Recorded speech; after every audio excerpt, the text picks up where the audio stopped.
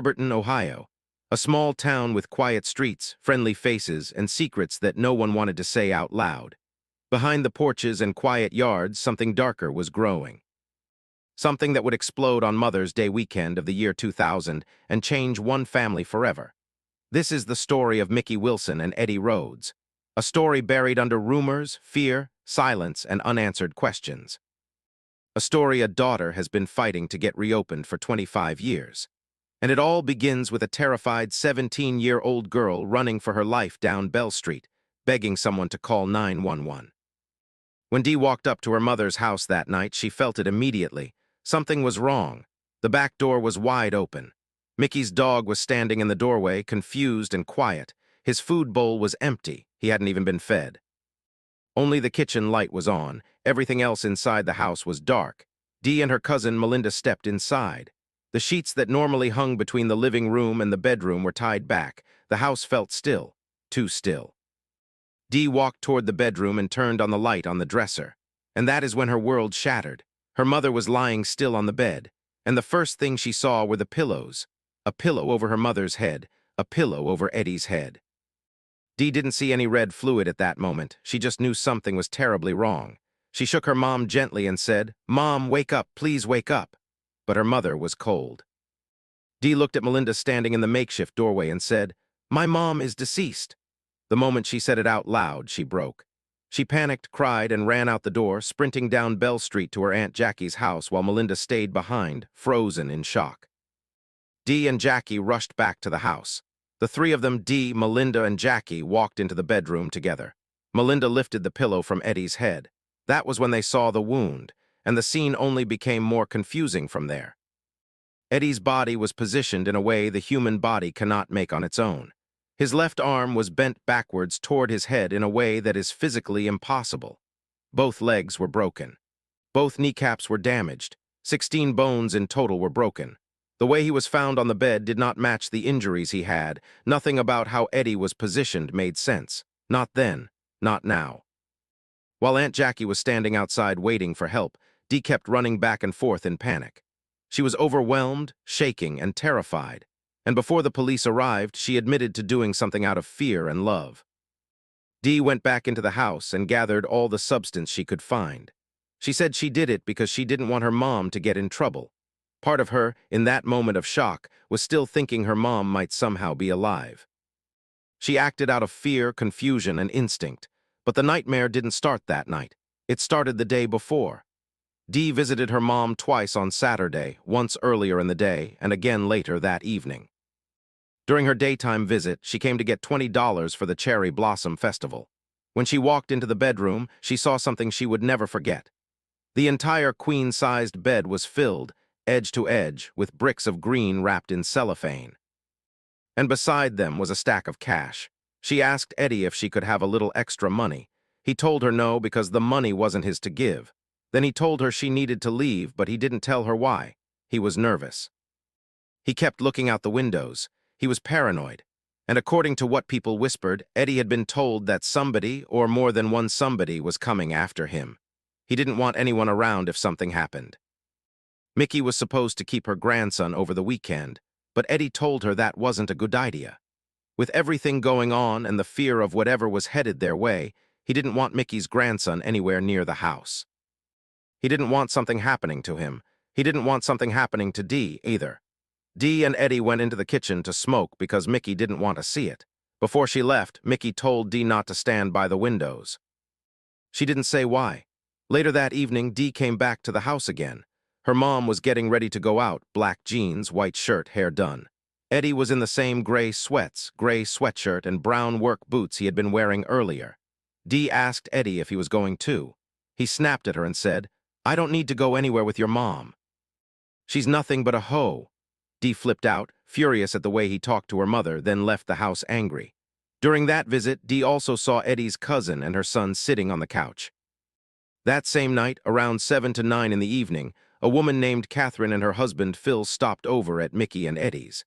Catherine brought a 6-pack of Bud Light and a 12-pack of Busch. She said Eddie was acting unusual, pacing the floor while everyone else sat and talked. He kept looking out the window behind the TV. He kept hearing noises and jumping up. At one point, he asked Phil if he had a piece or knew anyone selling one.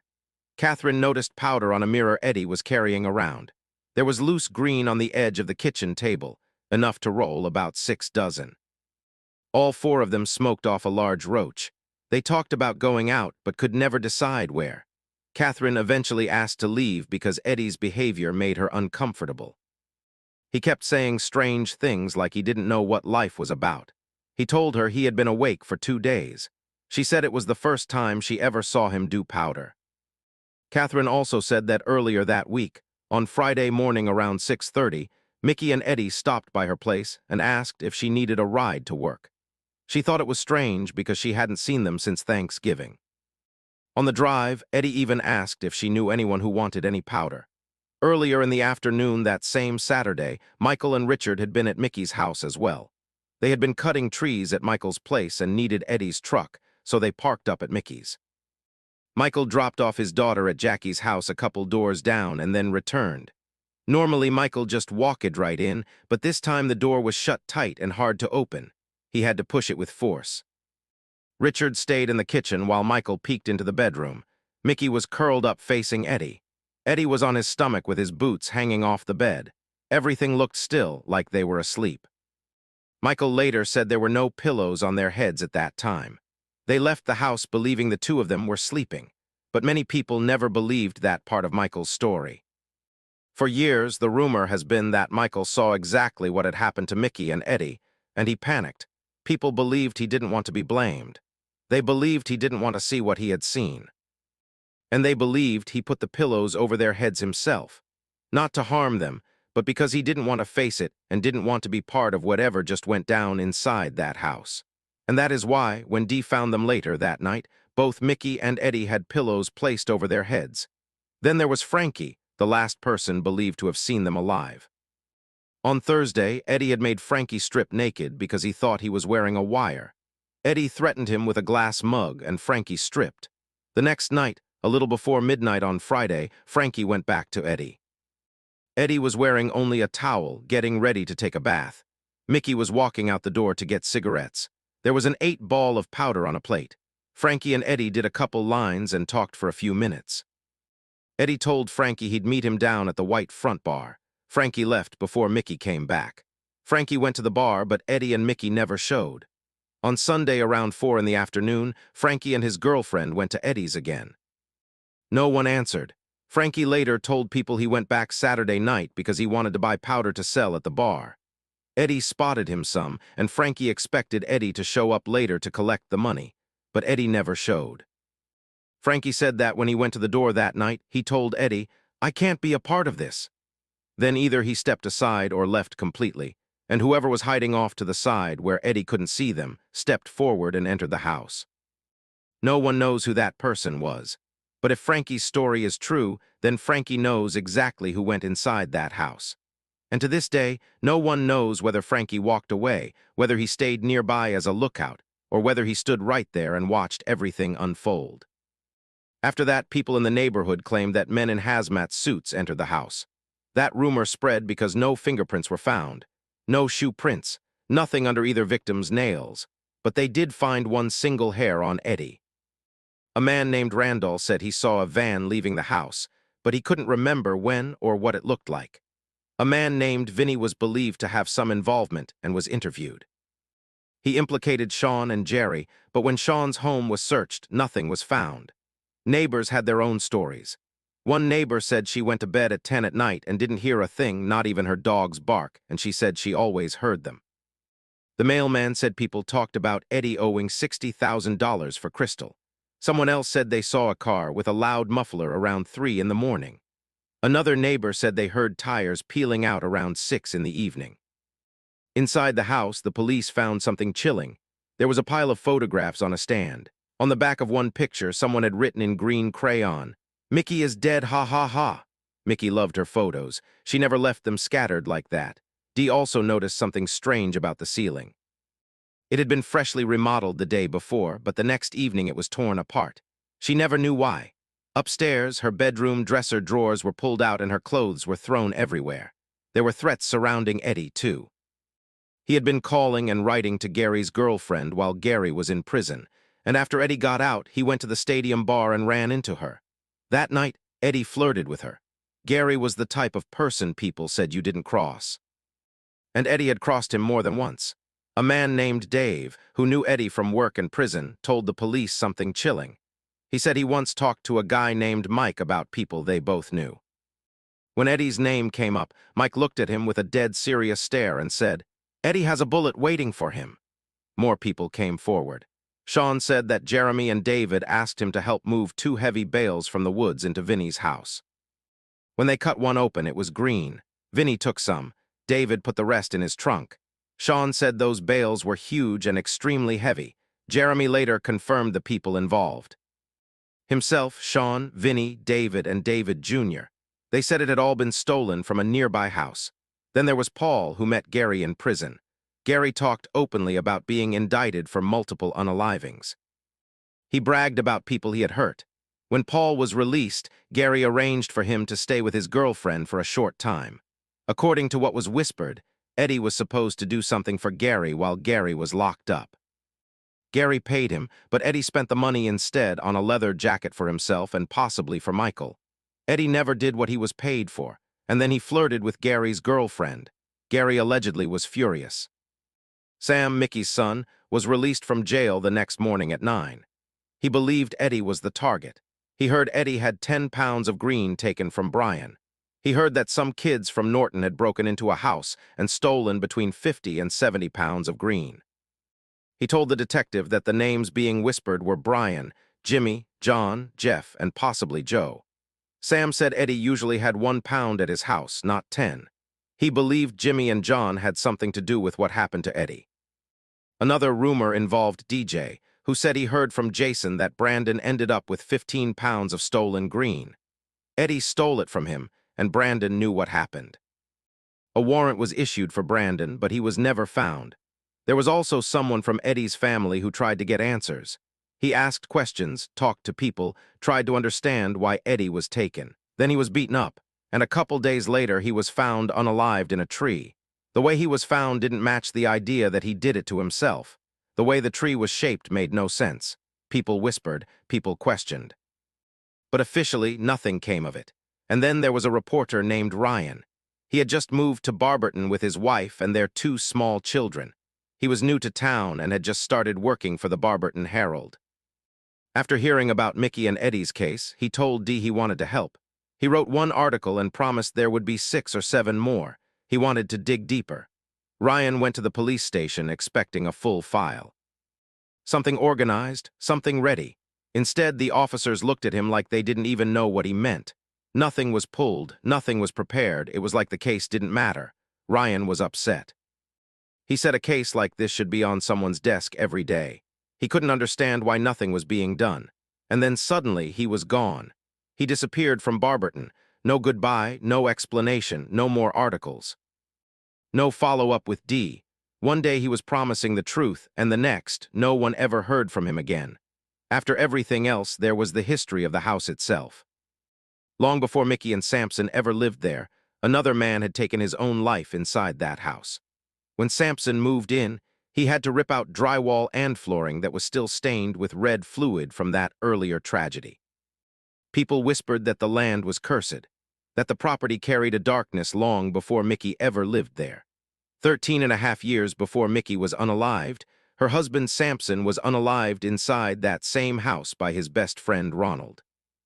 And later, while Ronald was serving time in prison for what he did, someone else unalived him there. To Mickey's family, it never felt like coincidence. Too many lives had been lost in connection to that house. And then came the night Mickey and Eddie were found. When the police finally finished inside the house, they did something that still shocks the family to this day. They told the kids they could go back inside. Dee's brother carried Mickey and Eddie's bed out into the yard and burned it. And while the family was still in shock, still trying to process what they had walked into, strangers began showing up. People no one recognized were walking in and out of the house, taking Mickey's belongings, her pots, her pans, her dishes, anything they could grab. They didn't ask. They didn't care. They just took whatever they wanted. Mickey's mother stood there helpless, watching strangers walk out of the house with pieces of her daughter's life. It haunted her for the rest of her days. Then came something almost no one talks about. A man with the last name Russ showed up after the tragedy. No one knew his first name or his actual job. He never said if he worked for the city or if he was an inspector. All he told Dee and Linda was that they had to pay $10,000 to keep the property. Linda didn't trust it. It didn't feel right. Later, they learned the city had been sending all the official paperwork to the former owners, people who no longer had anything to do with the house. Because the letters went to the wrong place, Mickey's family had no idea the house was scheduled to be torn down. The only reason they found out was because Linda was driving home from work one day and saw it happening. She turned the corner and watched as machines tore the house down, the place where Mickey raised her children, without any warning. The family kept the land and eventually sold it, but that wasn't the point. They wanted their mother's house. They wanted to protect the last place she lived. And then came the silence, the threats, the years of unanswered questions. When Dee was 17, a man named Jesse drove by taunting her, warning her not to speak about her mother's case. Each time she tried to talk about what happened, she got silent phone calls, nothing but breathing on the other end. For a girl who had already lived through a nightmare, the fear never really left. 15 years later, Dee gathered the courage to walk into the Barberton Police Department and ask for the records from her mother's case. She told them who she was. She told them she needed answers. They told her they would reopen the case. They told her they would help, but nothing happened. They never called her back. They refused to give her the paperwork. She walked out of the building the same way she walked in, alone. Through all of this, the one thing that never changed was who Mickey was. Mickey was the type of person who worked 3 jobs. She played pool and darts. She loved animals. She loved reading. She loved horseback riding. She loved her children and adored her grandson. She was strong, loving, hardworking, and loyal. And Eddie was trouble. He had been abusive. He served time in prison twice, once for robbing a jewelry store and again for breaking into Mickey's house years before and stealing a CD changer, a speaker, and a TV. Mickey knew Eddie's brother long before she ever dated Eddie. She didn't start seeing Eddie until months after he got out of prison. He told her he would take care of her, that she could quit her job. But the money he had was not coming from honest work. Dee once said, "If you look into his eyes, you can see the devil." And that was the man her mother trusted. For 25 years, Dee has carried the weight of that night. She was only 17 when she ran screaming down Bell Street. 17 when she found her mother. 17 when her entire world changed. She lived through the fear, the threats, the silence, the pain, and the years of police inaction. But she is still here, still fighting, still asking questions, still looking for answers, and she will never stop fighting for her mother or for Eddie, because someone out there knows what happened. Someone out there heard something, saw something, or was told something, and even the smallest detail could finally bring this family the truth they deserve. Thank you for watching a closer look. Please like, subscribe, and comment to help this story reach more people. And if you know of an unsolved case or a missing persons case you would like me to cover, email me at acloserlook148@gmail.com. If you have any information about what happened to Mickey or Eddie, please contact the Ohio Bureau of Criminal Investigation. Their number is 855-BCI-02HO. You can remain anonymous. Even the smallest detail can make a difference, because when we look closer, we see what others missed. Together, we look closer. Together, we push for truth. And together, we make sure these stories are never forgotten. Keep looking closer. Keep asking questions. The truth is always there. When we look closer together, we bring light to the stories that were left in the dark. This is a closer look where we never stop searching, never stop asking, and never stop caring. Because every case matters. Look closer, stay aware, keep caring.